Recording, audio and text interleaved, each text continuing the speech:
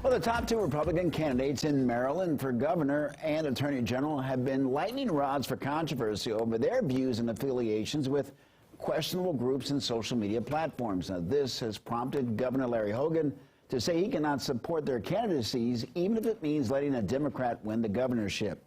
But are gubernatorial candidates Dan Cox and attorney general contender Cox and Peroutka trying to change their stripes going into the election season?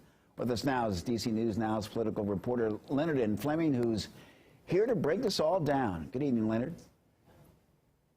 To be sure, the views of both Cox and Peroutka have created problems within their own party.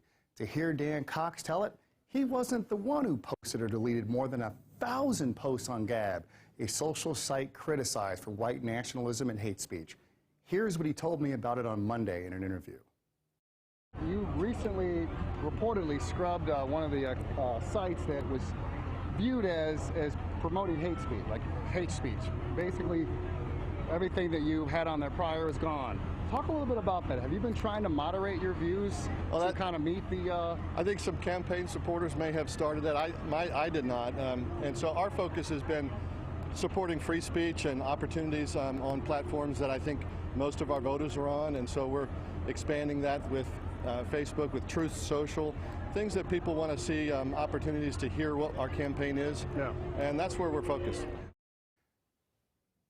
And then there is Peroutka, who's been lambasted for promoting conspiracy theories about the 9/11 attacks and his membership in the League of the South that promotes a white nationalist doctrine.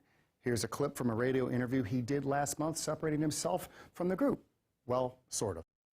My affinity with that group was because they were opposed to overreaching, overbearing, unconstitutional central government and its actions, and I agreed with that, and I still agree with that. Now, it did come to light that there were those in that group that had made some statements about interracial marriage, being against interracial marriage. When I heard that, I resigned from that group.